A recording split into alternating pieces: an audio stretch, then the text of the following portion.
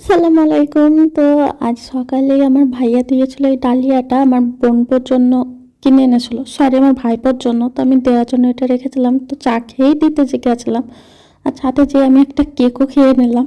কেকটা ভাবি দিয়েছিল। আর এই যে এখানে দুধ দেখছো, এটা কিন্তু আমার ভাইয়া রাতে খেয়েছিল, দেন চা করার জন্য রেখেছিল। বাট এটা থেকে কিন্তু ঢাকনা লাগাতে ভুলে গেছিলো, প্রতিদিন লাগাই বাট সেদিন ভুলে গেছিলো।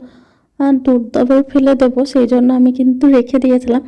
কারণ রাতে ঢাকনা ছাড়া থাকলেও দেখলাম যে কিছুই ছিল না, পড়েনি। কিন্তু খাওয়া তো যায় না, বাট ফেস প্যাক হিসেবে তো লাগানোই যায়। আমি কিন্তু ফেসের মধ্যে কোনো ক্রিম ইউজ করি না, যেগুলো আমাকে ডাস্ট অ্যালার্জির জন্য ডক্টর রেকমেন্ড করেছে সেগুলো ছাড়া আমি এমনি কোনো মানে ফেস ক্রিম বলো বা অন্য কিছু কিছুই দিই না। বাট আমি ঘরোয়া উপায়ে যেগুলো বানানো যায় সেগুলো কিন্তু আমি প্রায় ইউজ করে থাকি। তো আমার ফেসে কিন্তু কোনো দাগ নেই।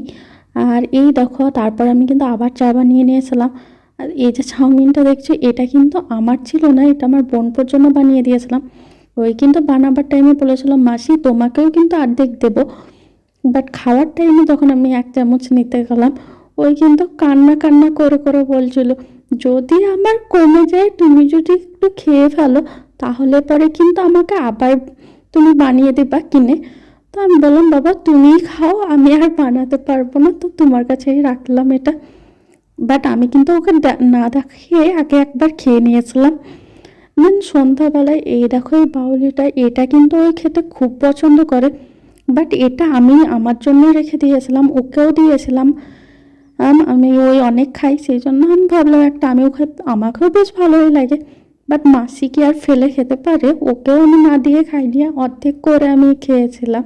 আর বাচ্চাদেরকে ফেলেও খেতে পারা যায় না, তোমাদের বাড়িতে বাচ্চা থাকলে তোমরাও বুঝবা এটা। আর এখানে কিন্তু ক্রিম ভিতরে অনেক দেখাচ্ছিল, বাট তোমাদেরকে খুলে দেখাচ্ছি যখন মানে ভাগ করবো তখন কিন্তু দেখাচ্ছি। এই দেখো, ছবিতে যেরকম ক্রিম দেখায় ভিতরে কিন্তু সেরকম থাকে না। ওরও বলছিল মাসি আমারটাও ভিডিও করে দাও, তো ওরও ভিডিও করে দিয়েছে অর্ধেক অর্ধেক। আর এটা খেতে আমারও বেশ ভালো লাগে, কিন্তু আমার বড় মা একদমই পছন্দ করে না। দেন রাতে কিন্তু আমাদের আবার ভাপা পিঠে বা যেটা ধুকি বলে ওটাই বানিয়েছিলাম। তো তোমাদের ওখানে কি বলা হয় তোমরা সেটা কমেন্টে জানিও। আর এই রকম আমার বড় মা কিন্তু ভাগ করে গেছে আর অনেক বেশি বেশি, আমি কিন্তু হলেও অল্প ছোট ছোট সাইজেরই করি, এমনিতেও ছোট বাট অনেক চাপাচাপি করে দিয়েছে। আর আমি কিন্তু ঘি দিয়ে বানাচ্ছিলাম, কারণ শীতের টাইমে ঘি দিয়ে বানিয়ে খেলে কিন্তু গরম গরম বেশ ভালো লাগে। আর এই ঘিটা আমার মাসি বানিয়ে দিয়েছিল, তো এটাকেই আমি বানাচ্ছিলাম। আমি কিন্তু চামচ না বের করে ছুরি বের করে নিয়েছিলাম, তো ওটাই এতে করে কিন্তু বানাচ্ছিলাম। আমি কিন্তু বেশ ভালোই বানাতে মানে শিখে গেছি। যদিও এটা ভাতের চাল, যেটা আলো চাল বলে ওটার কিন্তু আমি করতে পারি না। আর ওটা করারও ইচ্ছা নেই, কারণ ওটা করতে গেলে কিন্তু অনেক খাটনি আছে। তো আমি অত কষ্ট করেও না, যতটা সিম্পলভাবে করা যায় আমি সেই জিনিসগুলোই করে নিই। আর আমি কিন্তু আগে অনেকগুলোই করেছিলাম, আমার বড় মা আজকের দিন কিন্তু বড় মাই বেশি করেছিল। দিন আমি কিন্তু শেষে আমার আর আমার ভাইয়ের জন্য করে নিয়েছিলাম, আর হয়েও গেছিলো প্রায়। তো আমি এগুলোকে সব আবার রেখে দিয়ে খাওয়ার জন্য বসে পড়েছিলাম। আর আমার কিন্তু ধুকির জন্য অন্য কোনো তরকারি থাক বা না থাক, বেগুন ভর্তাটা দিয়ে খেতে আমার বেশ ভালো লাগে। আমার কিন্তু বেগুন ভর্তা দিয়ে আমি পুরো একটা ধুকি খেয়ে নিতে পারবো।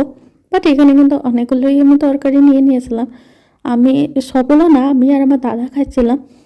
তো অন্যগুলো যাই হোক, আমার বেগুনের ভর্তা দিয়ে খেতে বেশি ভালো লেগেছে। তোমরাও জানিও যে তোমাদের কী দিয়ে খেতে বেশি ভালো লাগে।